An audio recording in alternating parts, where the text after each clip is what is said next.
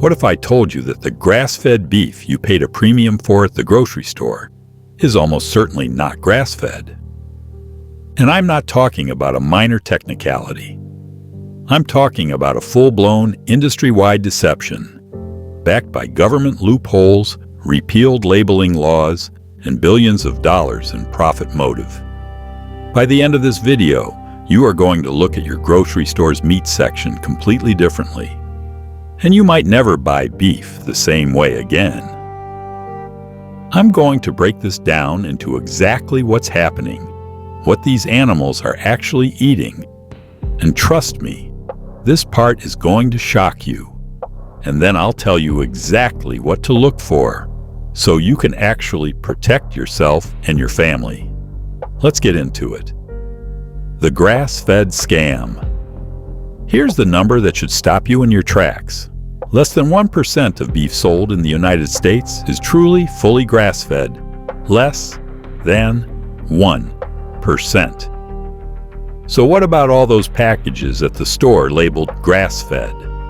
What about the premium price tags? What about the marketing that makes you picture a happy cow grazing on an open green pasture? It's largely a lie, and here's why they can get away with it. Back in 2016, the USDA quietly dropped its official definition of grass-fed. When there's no official government standard, there's no enforcement. And when there's no enforcement, food companies can slap grass-fed on a label without meeting any meaningful standard. Here's the trick they use. All cows start out on grass. Every single one. The dirty secret is what happens in the final 3 to 6 months of that animal's life, the finishing phase, when it gets sent to a feedlot. That's when the cows are transitioned off grass and onto something entirely different. Something much cheaper, something the industry doesn't want to talk about. But just because a cow spent some time on pasture doesn't make it grass-fed in any meaningful nutritional sense. The finishing phase is everything. It determines the fat profile, the nutrient density, the omega-3 to omega-6 ratio.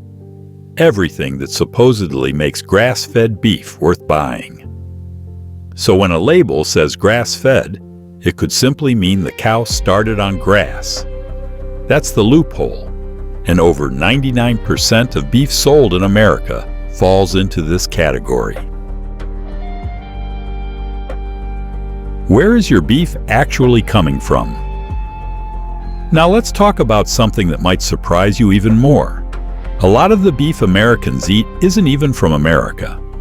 There is a massive amount of beef imported into the United States from countries like Brazil, Australia, New Zealand, and others. And here's the loophole that makes this even more frustrating. With just a small amount of processing on American soil, like repackaging the beef, that product can legally be labeled as a product of the USA. This isn't a conspiracy theory.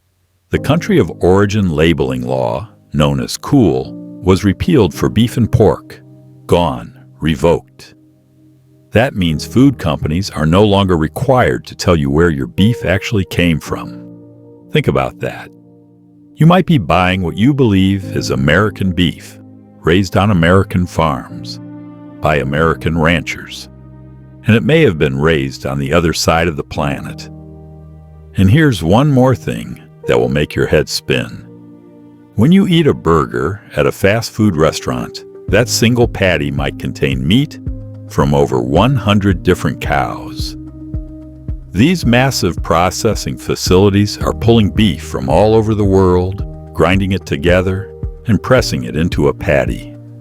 There is no traceability. There is no transparency. This isn't the food system most of us imagine when we think about where our food comes from. What are feedlot cows actually eating? Okay, this is the part I really need you to pay attention to, because what I'm about to tell you is genuinely disturbing. When most people hear grain-fed beef, they picture something like a bucket of whole oats or corn. Maybe not ideal, but not terrible, right? Wrong. The primary feed used in commercial feedlots is something called DDGS, dried distillers grains with solubles. And DDGS is not a food product. It is the waste byproduct of making ethanol fuel. Here's how it works. The ethanol industry uses field corn, also called dent corn, to produce fuel. This is not the sweet corn you eat at a summer barbecue. This is an inedible, industrial crop, and the vast majority of it is genetically modified and sprayed heavily with glyphosate, which is the active ingredient in Roundup herbicide. After the ethanol is extracted, what's left over is this sludgy, nutrient-depleted, glyphosate-laden waste material. And instead of disposing of it, the industry found a buyer: feedlot operators. The cost? Roughly $150 per metric ton. That's extraordinarily cheap. And when your goal is to pack 600 pounds of extra weight onto a cow as fast as possible, cheap calories are everything. To build out the rest of the diet, feedlot operators add a few other things: synthetic fiber, limestone for calcium, and a cocktail of synthetic vitamins and minerals. But there's something else they add that I want to spend a moment on: monensin. It's an antibiotic, used not primarily to fight infection, but because it has been shown to increase weight gain in cattle. Antibiotics are routinely used in feedlots across the United States for this exact reason. And here's something most people don't know. Even many grass-fed beef products have been given antibiotics at some point in the animal's life.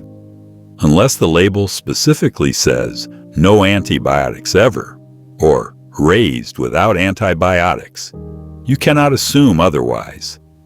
But that's still not all. In the United States, feedlots are also permitted to use something called a beta agonist. This is a pharmaceutical drug that mimics adrenaline in the body. It's used to trigger rapid muscle growth, adding another 30 pounds of muscle mass to the animal in the final weeks before slaughter. Some research has suggested that consuming meat from animals given beta agonists may have effects on human health, including potentially increasing anxiety-like responses in people who consume it regularly. The long-term human health implications of this practice are still being studied, but the fact that it's happening at all, and that most consumers have no idea, is deeply troubling. The conditions these animals live in. Let's talk about living conditions, because this connects directly to the quality of the meat you're eating. There are two types of feedlots: enclosed, indoor feedlots and open-air feedlots. Neither is what you'd hope for. In an indoor feedlot, a 1,500-pound cow is given approximately 20 to 24 square feet of space. To put that in perspective, a standard parking space is about 128 square feet. That means you could fit 6 full-grown cows into a single parking space. That is the world that animal lives in for the last 3 to 6 months of its life. The goal of keeping these animals confined is deliberate. Sedentary animals gain weight faster. Movement burns calories. So the system is designed to minimize movement and maximize weight gain as efficiently as possible. Open-air feedlots offer somewhat more room, around 150 square feet per animal, which is just barely larger than that one parking space. It's marginally better, but it's still a far cry from the pastoral image that beef marketing projects. This extreme confinement, the unnatural diet, the pharmaceutical inputs, all of it produces an animal that is, by almost any measure, metabolically unwell. The meat is highly marbled and tender, yes, but that tenderness comes from a lack of collagen and movement, not from a healthy, well-nourished animal. The fat profile of feedlot beef is dramatically different from truly grass-fed beef. Grass-finished beef tends to have a much better omega-3 to omega-6 ratio. higher levels of conjugated linoleic acid, CLA, and more fat-soluble vitamins like vitamin E and vitamin K2. None of that is present in meaningful quantities in conventional grain-finished beef. How to actually buy real grass-fed beef. So what do you do with all of this?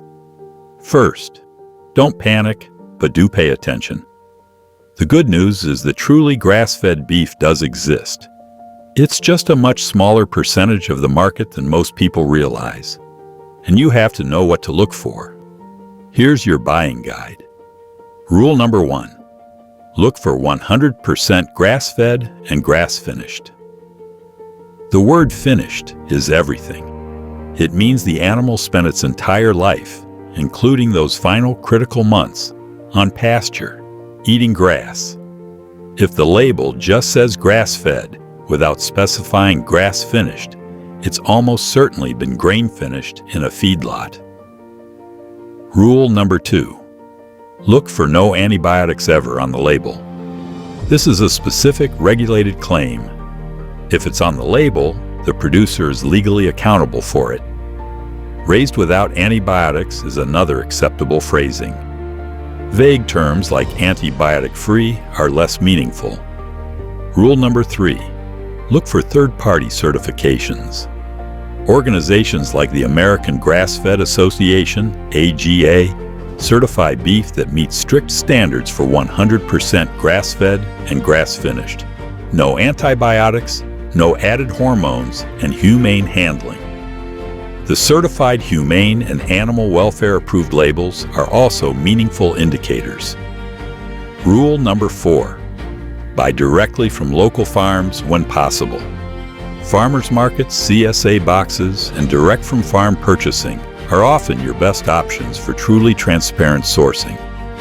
You can ask the farmer directly, was this animal grass-finished? Were antibiotics ever used? That kind of accountability doesn't exist in a supermarket. Rule number 5. Expect to pay more and understand why. Raising a truly grass-fed, grass-finished animal takes significantly more time, land, and care. It costs more because it is more. The premium you pay supports small-scale farmers who are doing things the right way.